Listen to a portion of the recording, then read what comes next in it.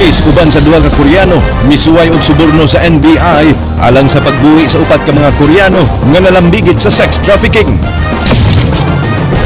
Mga pulis pasakaan og sumbong murder tungod sa pagkamatay sa libod-suroy nga bata nga giingong gipatit-patiran sa pulis.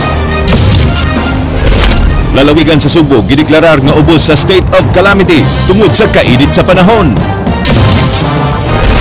Mga kwartang karaan dili na madawat sugod sunod tuig. Ricardo Cardinal Vidal misaulog sa iyang ika-30 ka tuig nga pagka-kardinal.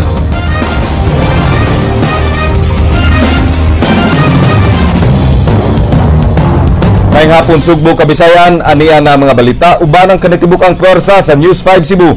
Karong adlawng Lunes, petsa 25 sa buwan sa Mayo, tuig 2015, ako si Glenn Soco. Amo na ihatod na mas sa iyong pagbalita, inubaran sa mas komprehensibong impormasyon. Ako si Georgia Herrera. Giklaro sa Police Regional Director nga dunay basihan ang paglimit sa pagdawat sa mga aplikanteng pulis dinhi sa Central Visayas. Karong tuiga, 146 ra ka mga pulis ang dawaton sa PRO 7 gikan sa libuan ka mga aplikante. Gawas nga kuwang ang pondo sa kapulisan sa pagdawat og aplikante, dunay gi-set up ang PNP nga basehan sa pagpili og mga pulis sama na lang sa grado sa aplikante sa licensure exam gikan sa Professional Regulatory Commission kon PRC. Hinuon giawhag ni Banyas ang mga di madawat nga mo-apply sa sunod nga pag-abli sa mga posisyon. Yung pinakamagaling siya yung tatanggapin. Gipriso karon sa Kanduman Police Station sa Dakbayan sa Mandawi ang 33 anyos nga lalaki. Kinsa na musil gamit ang iyang airsoft gun. Ngadto sa usa ka 13 anyos nga lalaki sa Zone 1 Bumbil sa Barangay Kanduman sa Dakbayan sa Mandawi. Misumbong ang batanon uban sa iyang inahan sa istasyonan sa pulis bahin sa Hitabo. Nasayran nga nagduwa atubangan sa boarding house sa dinakpan nga si Charles Abelgas. Ang batanon uban ang mga higala og posibleng nadisturbo kini nga maoy hinungdan sa pagpamusil gamit ang airsoft gun. Katulo na igo sa dughan sa bala ang airsoft ang biktima. Gipabot pa ang resulta sa medical ug psychological exam sa biktima ug i-file na ang sumbong physical injuries subay sa kalapasan sa child abuse law. Siguro niyang kaning suspect niyang gibadlong wala siguro nga makapatuo sa iya ha. Muto ni kuha siguro siya og kaning kuan airsoft yang ipusil. Dead on arrival ni atong Biyernes sa gabi sa Karkar Provincial Hospital ang 65 anyos nga driver sa multicab nga si Mauricio Maraba nga taga Barangay Mabolo, Cebu City ug ang iyang tulo ka buwang apo nga si John Sander Tolentino. Nalandig sab sa tambalanan sa Dakbayan sa Sugbo ang laing 5 ka mga kabanay sa mga namatay human maangol sa Hitabo. Sa pasiunang investigasyon gikan sa lungsod sa Minglanilla ug paingon sa lungsod sa Argao ang cargo truck nga gimaniho ni Danilo Gicale. Pag-abot sa Barangay Sangat sa lungsod sa San Fernando, gingong kusog nga nagdagan ang multicab nga ni-overtake sa laing sakyanan. Apa naapikahan kini hinungdan nga ni bangga sa cargo truck. Gituhan nga nakainom si Mauricio nga gikan sa lungsod sa Sambuan. Human nagkuha og kanding aron gamiton sa pagbunyag kagahapon sa iyang apo nga namatay sab. Sa kaning driver kaning na priso ron padong Dakar nga naglumba mo kuno sila sir sa katong usa maning overtake man nang nakahid on sila kay di man ako sala encuentro man ako siya may kusog na siya man nakiglumban sa Tamaro Epix sa anang tayma kung dili ko pa siya nakiglumba sa Tamaro Epix na dili siya maminana sa matay. Ako nagagino ko nagatanaw ko sila unsay ang estado sa dagan kanang wa man siya maria sa Tamaro Epix nga iyang gibertikan. Kung area pa siya di siya mabangga. Giandam na karon sa kapulisan sa Dakbayan sa Sugbo ang kaso batok sa usa ka bana nga mipatay siyang asawa human masuko kay wa mo pusta sa Suertres. Samtang usa ka pamilyahan sa Barangay Basak, Dakbayan sa Lapu-Lapu gipangdunggab sa ilang silingan. King Perez, Suginlimi. Patay nang naabtan ni Noy Ricardo ang iyang anak na si Winstel sa paningay niini sa may sitio Exoville, Barangay Basak, Pardo. Humandunggaba siyang banang security guard nga si Renante Heverola. Matud sa Cebu City Homicide nga nagkalali sa magtiayon, human masuko ang bana kay wa makapusta ang iyang asawa sa numero sa Swertres. Nasaksihan sila mga anak ang maong hitabo. Mingon yang iyang papa nga ayang mama nga wala pa ang papalit ang numero sa Swertres. Wala ko napalit kay sold out. Nasuko ni iyang papa kay gitsa ang kwarta. Mo na to yung dinunggabay nagkita yung mga bata. Pag-abot na ako diri, nagsiyagit mga bata nga gidunggabay ang inahan. Muna nga paglantaw na ako diya nga, wala naman, nagsuka na magdugo akong anak. Namasangil pa ang sospek nga ang iyang asawa mo'y nanguna. Apan base sa testimonya sa nakakitang anak, way dalang kutsilyo ang ilang inahan. Wala mo ni nanunggab, matud pa sa mong nakuha nga balita. Wala ni nanunggab ang asawa kay namatay. Kaya gidunggab ko na siya una sa akong anak. Muy iyang puong. Pero ang mga bata, iyang mga anak, ngawa ko na iyang mama magdaog kutsilyo. Si iyara ko kita nila nga sa gidunggab iyang mama sa iyang papa. Nasairan nga kanunay maglalis ang magtiayon ug dunay nahitabong pagpanapat. Gani nagkabuwag na kaniadto ang duha tungod sa sigig away ug nangabit ang lalaki. Oo, ako itong siyang pabayron siyang gibuhat. Ako kong anak, sus, dugay. Dugay na kayo na sila, nagbuwag pa, kay gibukbuk ni sila. Sa kulata sa inaha, bana. Muna nga, nagbuwag ni sila pila kabuwan. Daghan malagi anak, unom kabuok.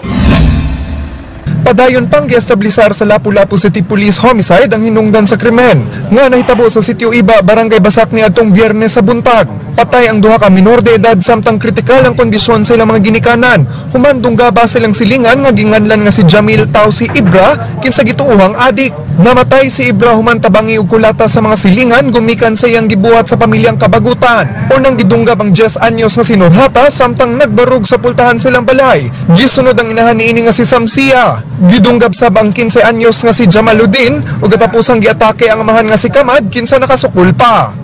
Among kansa nasa posibility nga nakasukol to ang amahan. Kaya naman siya mga sama diri sa bukton. Sa among kuan kasi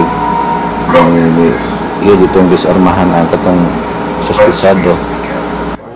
King Perez, News 5. Pipila ka mga pulis nagdumili sa pag-atubang sa investigasyon sa NBI kabahin sa kamatayon sa 11 anyos nga babaeng batang Libud Suroy. Sumbong murder ipasaka bato kanila. Jinky Receipt, Sugin Limi. Giandam na sa mga sakop sa National Bureau of Investigation 7 ang sumbong nga murder batok sa mga pulis nga mo'y gitudlo sa mga batang saksi nga may kalambigitan sa kamatayon sa 11 anyos nga si Chastity Marabiles. Nagdumili sa paghinga ng NBI sa mga pulis nga pasakaan ug sumbong. Dunay duha ka pulis ang wa moatubang sa ilang buhatan bisan sa ilang imbitasyon. Yung mga officer nila at saka yung billing point ng bata na allegedly yun ang kumuha sa kanila. Marami silang sinumpinan natin. Giklaro ni Isidro nga way labot nga pasakaan og sumbong murder ang hepe sa Station 2 nga si Police Chief Inspector Wildemar Chu apan magatubang gihapon kini og sumbong nga administratiba. May possibility na kasi siya ang chief of office yung chain of command. Nagtuo ang NBI nga igon ang testimonya sa mga batang saksi aron mo'y mupaligon sa ilang sumbong batok sa mga suspect.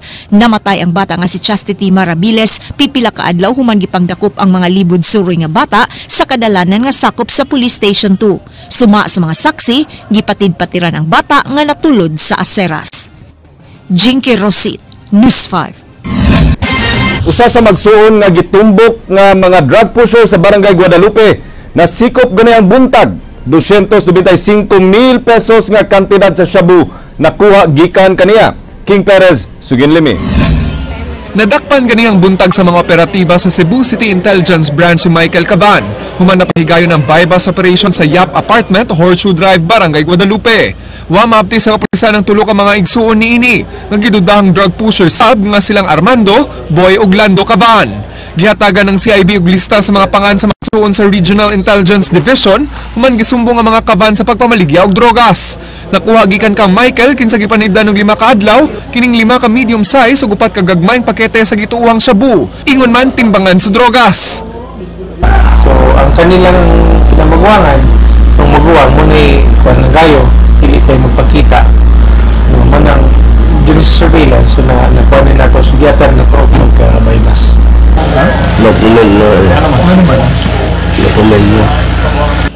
Laing nakuha gikan sa dinakpan kining kalibre 45 ug mga bala. Ipaubos sa ballistic exam ang mga armas aron masuta kung nagamit ba kini sa mga insidente sa pagpamusil sa Barangay Guadalupe. Kada po din yung armas na nakuha ato ng panon for examination, ballistic examination. Kaya ilo-ubay mo po ng mga shooting niya. So, might be lang na mag-jive ang examination. King Perez, News 5.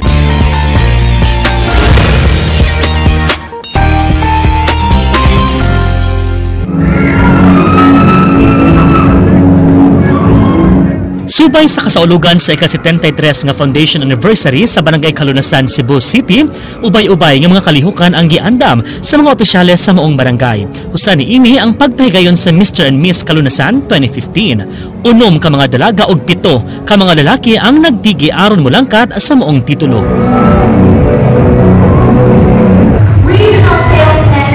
Apan silang John Roy Gonzalez o Carlea Basmayor maoy na oyunan sa mga horado.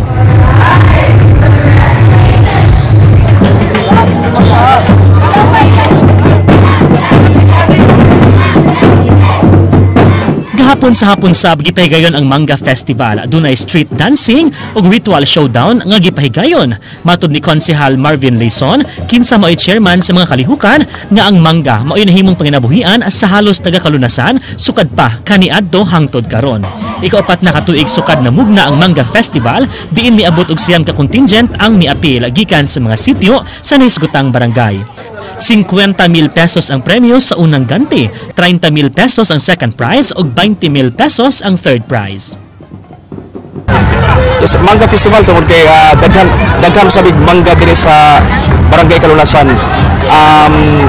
Kalihong Barangay Kalunasan is part diri sa una sa Guadalupe. Sitio ni siya dugay ng panahon, so pagkadaghan ng mga tao mo to nabuwag mi sa Barangay Guadalupe.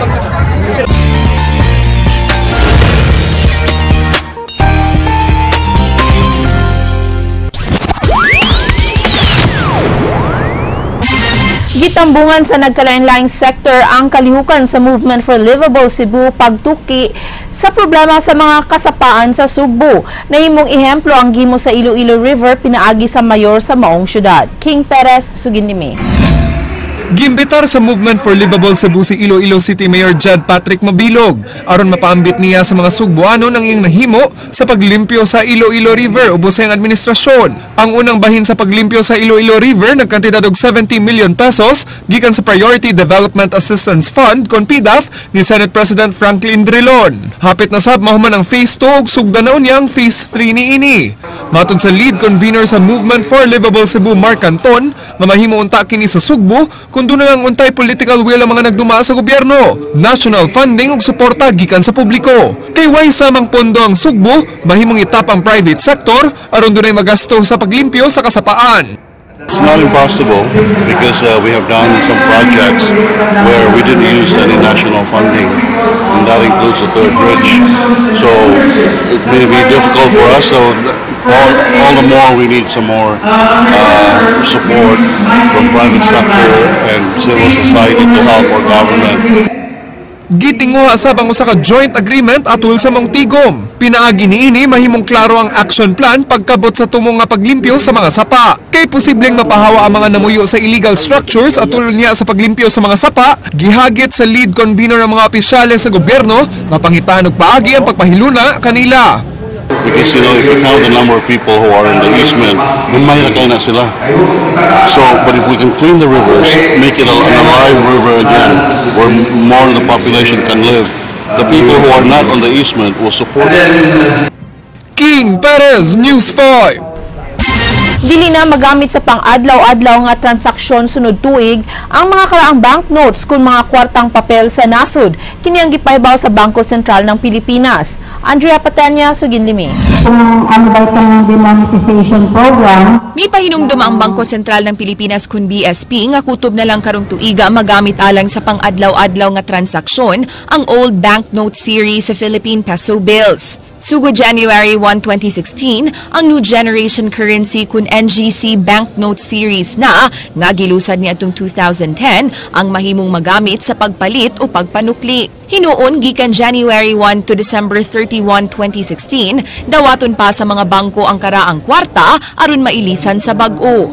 Apan sugod January 1, 2017, demonetized na kun wa nay monetary value ang karaang kwarta ug ang bagong version na lang ang magpabilin nga legal tender dinhi sa nasud. Dunay 8 denomination sa karaan nga kwarta nga i-demonetize. Kini ang 5, 10, 20, 50, 100, 200, 500 ug 1,000 peso bills. Daghag mga kalahian ang karaan ug bag-o nga kwarta sama sa design sa BSP logo. Mas lapad na ang security thread sa bag-o nga bills samtang ang serial number naglangkob og usa ngadto sa duha ka prefix letters ug 6 to 7 digits nga nagkadako ang font size. Mas bata ang naong sa mga bayani ug kanhi presidente sa bag-ong bills ug inay mga establisamento ug heritage sites, mga natural wonders ug species na sa nasod ang nakaimprinta nga background sa bag-ong kwarta.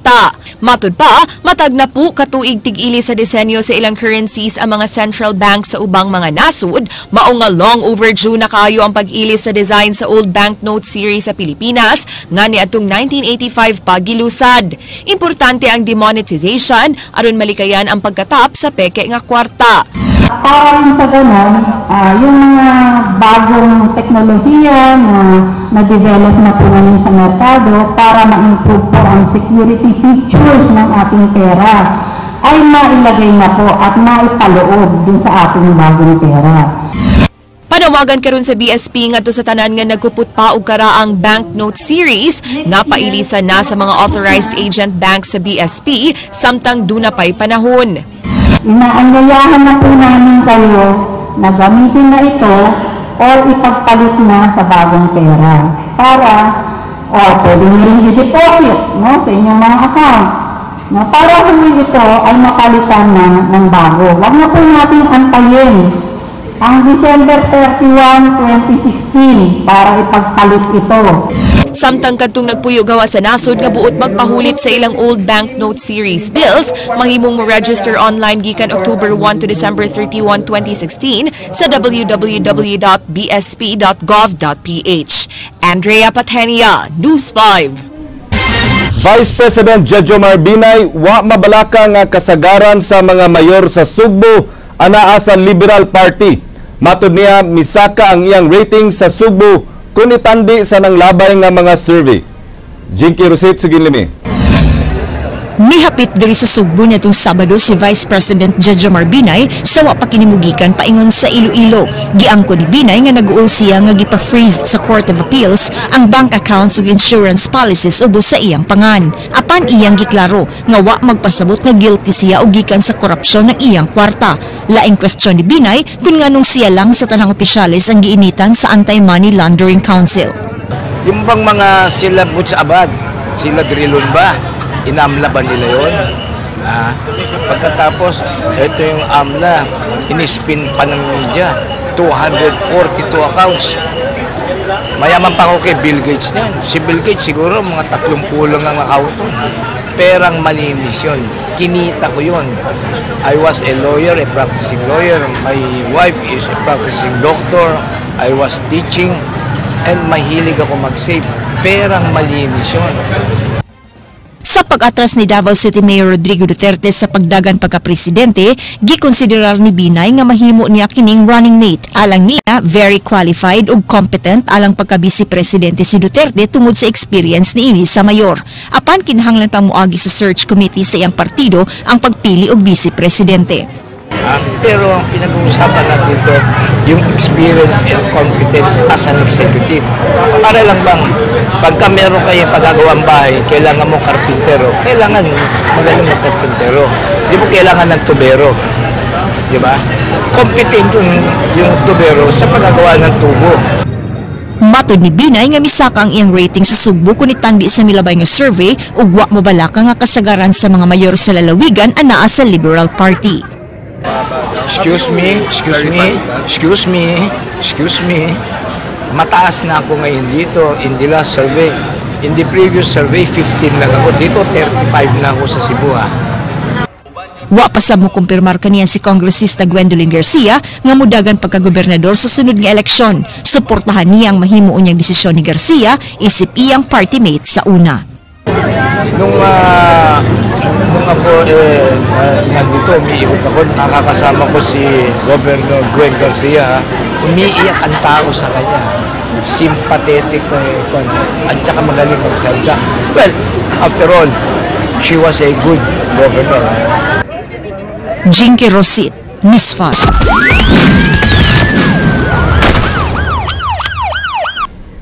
Pulis nga sakop sa Regional Intelligence Division uban ang duha ka mga Koreano misuway og suborno sa NBI aron buhian ang upat ka mga Koreano nga nadakpan. Ang upat gidakop tungod sa pag-imbitar sa mga Koreano pinaagi sa internet aron makighilawa sa mga Pinay. King Perez, Suginlimi. Gipasakan og sumbong kalapasan sa Republic Act 9208 kon Extended Human Trafficking Act ang pat ka mga Koreano nga nalambigit sa pagpamugaw og mga Pinay ngadto sa kauban nilang mga Koreano pinaagi sa internet. Ang gipasakan og sumbong mao silang Jong Gan-gil, Jo Won-gon, Lee Dong-jun ug Kim Jong-hyun. Matud sa NBI nga sakop sila sa usa ka sindikato ug dunapay napulo nga nag-operate dinhi sa Sugbo. Ilang modus mao ang pagdapit sa mga Koreano pinaagi silang internet website. Lakip silang gitanyag mao mga babae nga Pilipina. Nabutyag ilang kalihukan dihang usa ka Koreano ang misumbong silang illegal nga kalihukan. Human nadakpan mga Koreano sa PO1 Kelvin Can Tuadles Regional Intelligence Division uban sa duha ka Koreano miadto sa buhatan sa NBI ug mitanyag og 2 milyones pesos bugti sa kagawasan sa mga dinakpan. Ang pulis ilang pasakaan og kaso atubangan sa ombudsman. Sasabi nila, ang stay nila dito tourist visa. Ang mahirap nito, nagninegosyo na sila dito sa atin, hindi sila nagbabayad ng tax. Tapos inaabuso pa nila yung mga Pilipina. Gisuwayan og kuha sa iyang habig si PO1 Kelvin Tuadles. Apan milikay kini sa pagtubag sa mga pangutana sa mga tigbalita. Lambigit mangud ka sa NBI, sir. No comment ko, sir. Dili ko skill pin, sir. Dili ikaw? I-comment ko nung, sir. Ano sila? No comment, sir. No comment? So, dili ikaw? No, sir. Dili ka protector ni Peter Lim, sir? No, sir. Dili. So, nagpapakag story ang NBI, sir? No comment, sir. No comment. Gikosyon sa Police Regional Director kung nga nung wa dayon dakpa sa kapulisan si PO1 Tuadles dihang miuban sa mga Koreano alang sa pagsuborno sa mga sakop sa NBI. Because there are so many questions, based only on the narrative, which would be highly questionable.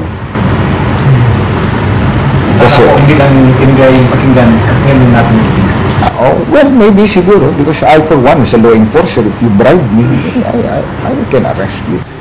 Si PO1 Kelvin Tuadles may paila sa NBI nga bodyguard ni Peter Lim. Kinsa nalambigit na kaniadto sa pagnegosyo sa ginadiling drogas. Ang hepe sa Regional Intelligence Division Pablo Labra II di nahisakop si PO1 Tuadles may padayang nga dili mangilabot ang ilang buhatan sa pagsusi sa kalambigitan ni Peter Lim sa legal nga negosyo sa mga Koreano. Initially, ako na napatawag yung tao, ako nag-istorya. So, dinay siya that he did na nag-inadya. So, ang sulti niya nga, sir nga naman akong magpagkaila ko ng Koreano, sir, napakuyog naman na ako dito. Di ako lang nagikuyogan. Apan susihon sa NBI ang kalambigitan ni Peter Lim ug ni PO1 Tuadles sa pagbugaw sa mga babae. Mayroon doon pumunta na pulis na nagpapakilala na bodyguard siya ng a certain Peter Lim. Hindi namin kung sino ang Peter Lim na ito na binabanggit nila. Trying us to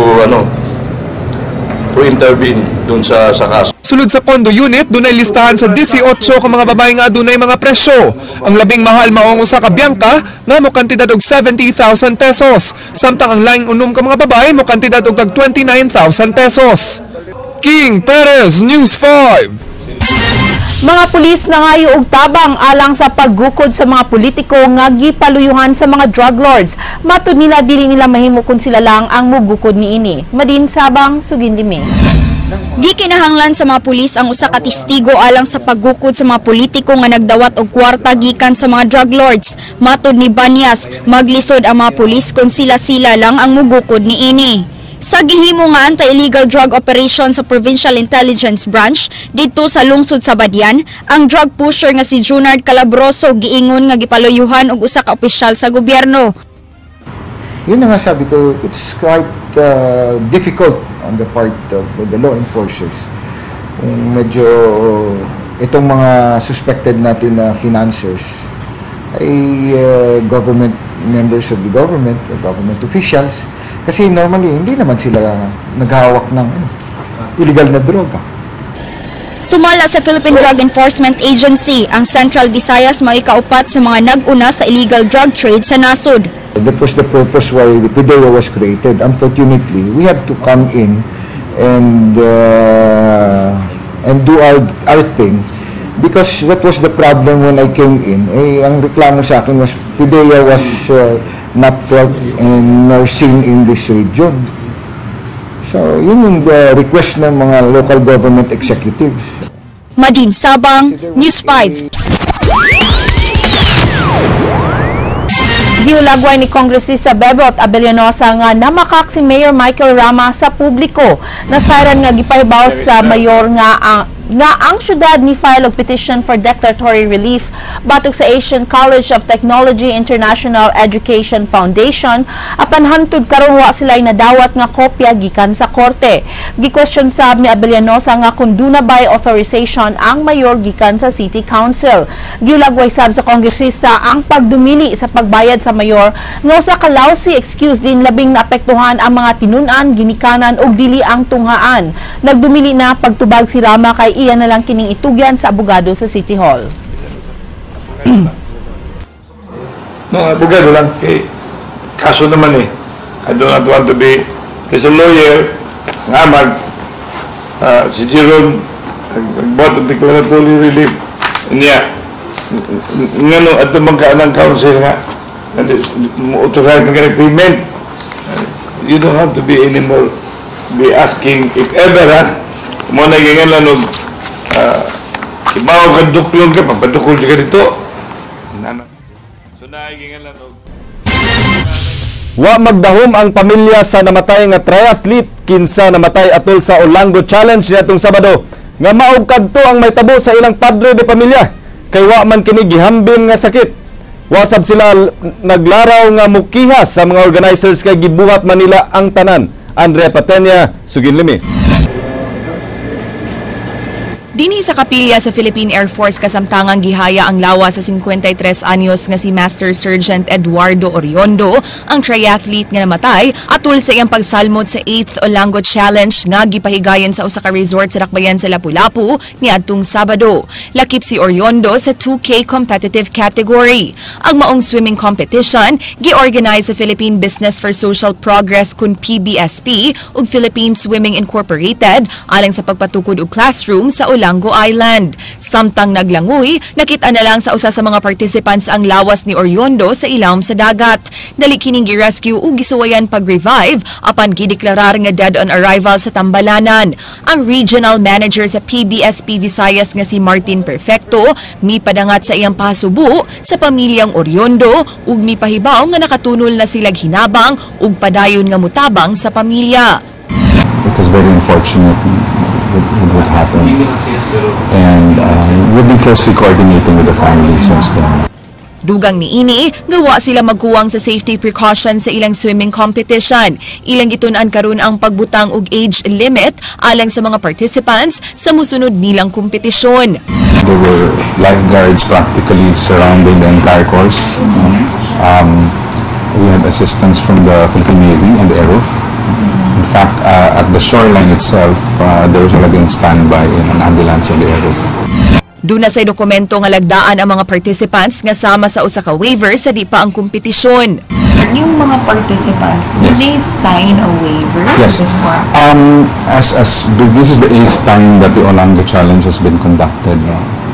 Ever since we require documents, among which would be some sort of like a waiver, and also a certificate.